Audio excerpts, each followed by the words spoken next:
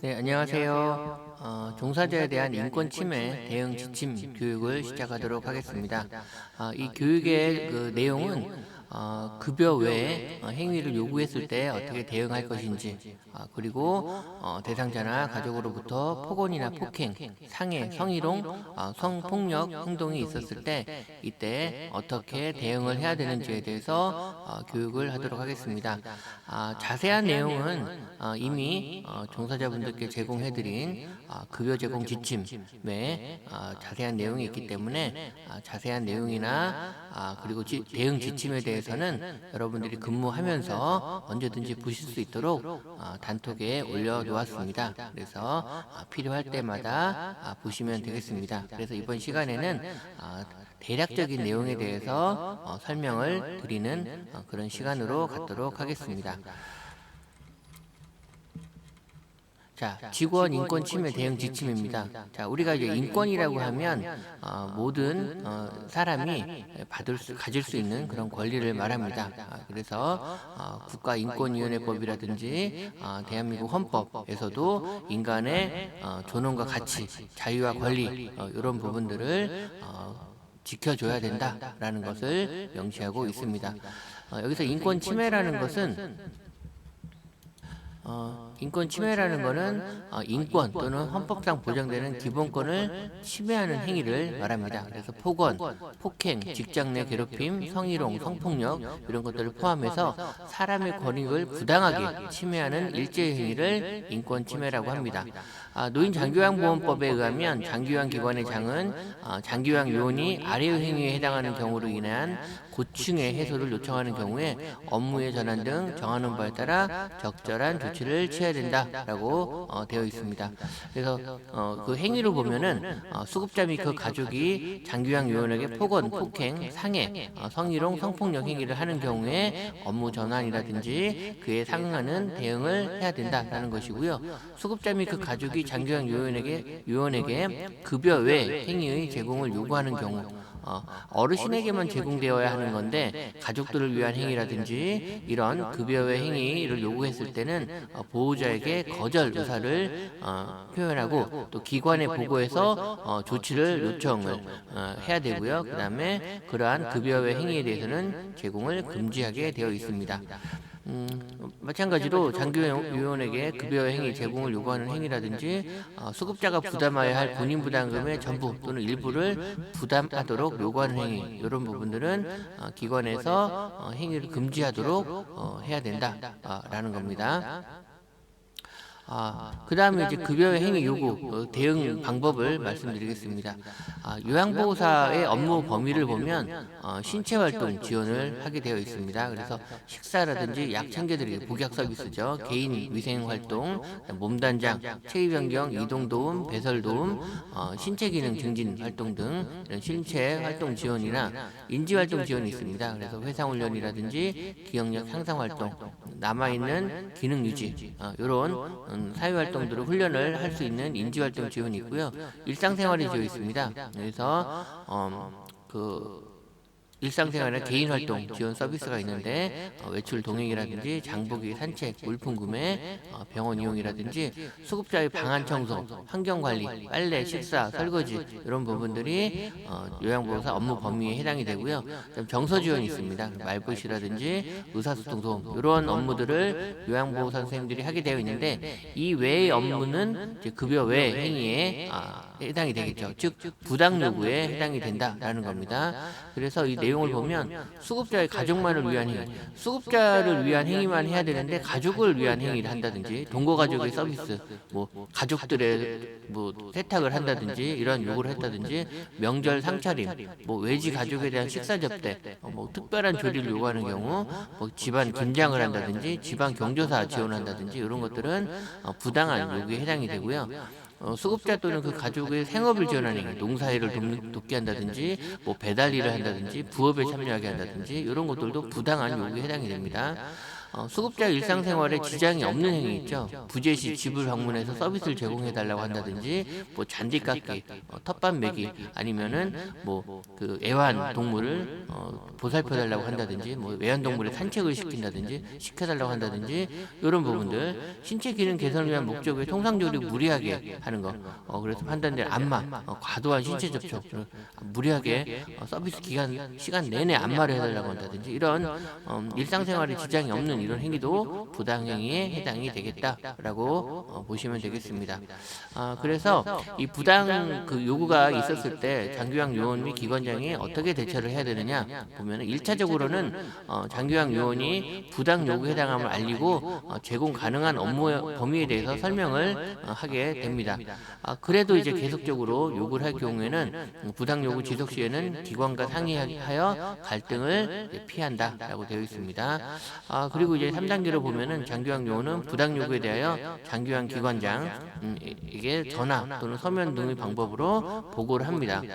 그래서 이제 장기유학 기관의 장은 이런 수급자 방문하여서 의견을 접수하고, 그리고 장기유학 기관장은 또 상담일지 부당 요구 내용을 기록하고 조치 계획을 또 수립을 하게 됩니다. 그래서 중재를 하거나 중결 처리를 해서 그 조치 계획에 의해서 수급자 또는 가족과 중재 해결한 경우 종결을 하게 됩니다. 그리고 추후에도 부당한 요구가 있는지 기관장은 계속해서 관리를 해야 되는 그런 단계로 이어지게 됩니다.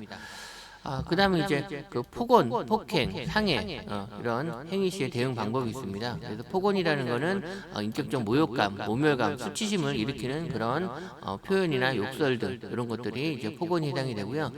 폭언이 반드시 욕설이나 고성 또는 협박을 포함하는 것이 아니라 상대방의 인격권을 침해하는 일체의 표현이 폭언에 해당된다고 볼 수가 있겠습니다. 이제 폭행이나 상해가 있습니다. 그래서 일체의 불법적인 유형력의 행사를 통해서 신체의 자유를 침해하는 행위를 폭행, 상해라고 할 수 있습니다. 그래서 신체의 안정성이 외부로부터 물리적인 힘이나 정신적인 위험으로부터 침해당하지 않을 자유, 신체 활동을 임의적으로 자율적으로 할 수 있는 자유, 정신적 자유, 그래서 존엄, 가치 이런 것들을 보장받을 수 있는 부분이 신체의 자유라고 볼 수 있습니다. 그래서 반드시 상대방 신체 직접 접촉해야만 폭행이 성립되는 것이 아니라 간접적인 유형력의 행사, 그래서 물건을 던진다든지, 사람을 향해서 물건을 던진다든지, 전화를 통해서 귀가 아플 정도의 심한 고성을 지르는 행위, 이런 것들도 폭행이 될 수 있다는 것 여러분들이 기억하시면 되겠습니다. 이런 이제 폭행이나 상해가 있었을 때 종사자의 대응 방법은 1단계는 자제 요청, 즉시 경고를 합니다. 그래서 중단해 줄 것을 요청을 합니다. 그 다음에 그럼에도 불구하고 폭언이 지속되면 사전 고시 후 녹음을 하겠다, 녹화를 하겠다라고 사전 고시를 합니다. 그리고 나서 녹화나 녹음을 시행을 하게 됩니다. 그리고 이제 폭언 중지 안내를 하였음에도 불구하고 지속적으로 지속됐을 때는 응대를 종료합니다. 응대를 종료하고 장기유학 기관장의 도움을 받아서 서비스가 불가능하다는 것을 설명하고 현장을 벗어나는 것, 이 부분이 여러분들 종사자의 대응 방법이 되겠습니다. 기관의 대응 방법은 피해자를, 즉 장기유학 요원을 안전한 곳으로 이동시키고요. 그리고 주변에 있는 다른 종사자의 도움을 받거나 경찰에 신고를 해서 조치가 될 수 있도록 하고, 업무 교체라든지 휴가 등으로 충격을 받은 직원들을 보호해야 된다. 그래서 상담, 치료 이런 부분들도 지원을 해야 되고요. 사건 경위 파악 후에 규정에 따른 규제 조치와 법적 조치를 취하게 됩니다. 그래서 기관은 경찰 및 외부 기관의 협조를 요청하기도 합니다. 다음은 이 성희롱, 성폭력 대응 방안에 대해서 설명을 드리겠습니다. 성희롱이라는 것은 업무, 고용 등의 관계에서 지위를 이용하거나 업무와 관련하여 성적인 말이나 행동, 상대방에게 성적 굴욕감이나 혐오감을 느끼게 하는 그런 행위를 성희롱의 그 개념으로 포함하고 있다라는 거 알고 계시면 되겠습니다. 그래서 성적 언동 이러는 것은 이제 성적 의미가 내포된 육체적, 언어적, 시각적 행위를 말합니다. 그래서 신체적으로 접촉을 한다든지 언어적으로 음란한 언어를 한다든지 아니면 특정 신체 부위를 고의로 노출시킨다든지 하는 부분으로 상대방에게 성적 굴욕감이나 혐오감을 느낄 수 있는 행동, 이런 부분들이 이제 성적 언동에 해당이 되겠습니다. 또 그다음에 이제 성폭력이라는 거는 넓게는 이제 성희롱, 성추행, 성폭력 등을 포함을 성폭행 등을 포함을 하게 되는데요. 상대방의 성적 자기 결정권 원하지 않는 그런 강제적으로 어떤 성적 행동 그런 행위를 했을 때 이 부분은 성폭력 범죄에 해당하는 행위라고 말할 수 있습니다. 그래서 현실에서 성폭력 범죄와 성희롱은 동시 또는 연속적으로 행해지는 경우가 많이 있습니다. 그래서 명확하게 구분하기 어려운 지점도 있지만 다 포괄적으로 같은 개념이다라고 보시면 되겠습니다. 이러한 이제 성폭력이나 성폭행이라든지 성추행 이런 것들이 일어났을 때 기관에서는 직원 수급자 사이에 발생한 사례들이 있습니다. 침상을 세워서 어르신을 이렇게 앉힐 때 품에 안기거나 몸을 쓰다듬거나 아니면은 과도한 신체 접촉 이런 부분들 목욕을 할 때 성기를 닦아달라고 요구한다든지 자유를 강요한다든지 아니면 산책할 때 사람이 없는 둘만 있는 어두운 곳으로 이동을 하자고 강요한다든지 이런 부분들이 이제 발생 사례라고 볼 수 있습니다. 그래서 이런 경우에 어떤 성적인 어떤 그 행위가 있다라고 판단됐을 때는 즉시 보고하고 신속히 사태를 중단시키고 재발 방지할 수 있도록 노력을 해야 되겠습니다. 그래서 이 이제 관리자에게 보고를 해야 되는 부분들이 여러분들이 돼야 되고 관리자들은 이걸 보고를 받았을 때는 즉시 조사를 실시해서 재발되지 않도록 해야 됩니다. 그래서 기관에서는 성폭력 예방 대응 교육을 연 1회 이상 실시를 하게 됩니다. 그래서 여러분들도 1회 이상 그 교육을 받고 계시죠. 그래서 대응 지침을 공개된 장소에 비치되고 있는데 우리 센터에서는 단톡에 지침을 올려놨으니까 그 내용을 보시면 되겠습니다. 그 다음에 이제 성폭력 행위자에 대한 그 조치를 실시하게 됩니다. 그래서 재발 방지 약속을 한다든지 서비스 중단 등의 적절한 조치가 될 수 있도록 기관에서 되어야 되고요. 성폭력과 관련한 근로자의 고충 상담을 처리할 수 있습니다. 그래서 외부의 전문 기관에 의뢰해서 상담을 받도록 한다든지 하는 그런 절차들을 기관에서 조치해야 되고요.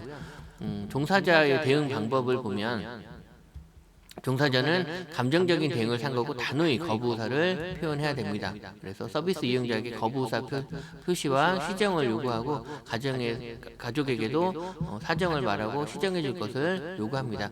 대부분 이 요구는 기관에서 하게 되기도 하죠. 그래서 기관에 보고를 하고 그 다음에 기관하고 같이 이런 부분들을 시행하게 되면 됩니다. 시정 요구에도 상습적으로 계속될 경우에는 녹취하거나 일지를 작성해 놓기도 합니다. 기관의 담당자에게 보고해서 적절한 조치가 취해지도록 해야 되고요. 외부 기관의 도움을 받아서 심리 치유 상담이라든지 법적 대응 이런 부분들을 도움을 받을 수가 있겠습니다. 그다음에 이제 다음은 이제 직장 내 괴롭힘에 대한 설명을 드리겠습니다. 직장에 생활하면서 직장에서 지위 또는 업무적인 관계 등을 우위에 있는 점을 악용해 가지고 근로자에게 신체적, 정신적 고통을 주는 행위가 직장 내 괴롭힘이 되겠습니다. 직장 내 괴롭힘 예방 및 대응 방안을 보면요. 예방 방법으로는 상호 존중하는 작업 환경을 만드는 것이 중요하겠습니다. 그래서 직급에 상관없이 서로 존칭, 존대를 사용하고요. 성별에 상관없이 존중하는 언어를 사용하는 것이 좋고요. 그리고 차별이라든지 고정관념, 편견들을 가지지 말아야 되고요. 차이와 다양성을 서로 존중해 줘야 됩니다. 그래서 권위적인 지시를 내리지 않고 효과적인 의사소통을 위해서 비폭력적 대화 방법을 배우고 공유해야 됩니다. 그리고 직장 내 괴롭힘 예방 프로그램에 교육 같은 곳에 적극적으로 참여해서 그런 대응 방법이라든지 어떤 것이 직장 내 괴롭힘인지 그 개념을 확실하게 잡고 있는 것도 상당히 중요하겠죠. 그다음에 이제 그 주요 인권 그 상황에 대응하는 방법이 있습니다. 그래서 이러한 인권 침해 상황이 발생했을 때에는 장기요양 요원 안전 확보 및 지원이 필요합니다. 그래서 상황이 발생했을 때 지체 없이 장기요양 요원을 지원을 해야 되고요. 그다음에 그 수급자 및 가족과 적극적인 상담을 해서 재발 방지라든지 예방 교육 이런 부분들이 진행이 돼야 되고요. 그다음에 이제 고충 그 소집 고충 그 전담 상담 기구를 소집해서 그런 심의 결정 사항에 따라서 조치를 취해야 됩니다.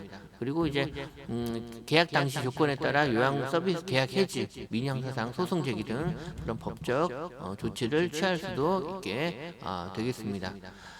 이건 기관에서 할 일이고요. 장기요양 대응 방법은 1단계에서 첫 번째는 자제 요청.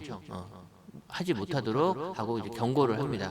그래서 그럼에도 계속 지속될 때는 사전에 고시하고 녹취를 해 놓는 것, 증거 확보 해 놓는 게 중요하고요. 그 다음에 이제 그래도 지속되면 응대를 종료하고 관리자에게 보고하고 경찰에 신고해서 적절한 조치를 받도록 해야 됩니다. 그래서 중요한데 위기라든 응급 상황이라도 판단되는 경우 응대하지 말고 즉시 안전한곳을 표신하고 3단계인 경찰에 신고해서 적절한 도움을 받도록 해 주셔야 됩니다. 자, 이상으로 종사적 인권 침해 교육을 마치도록 하겠습니다. 네, 감사합니다.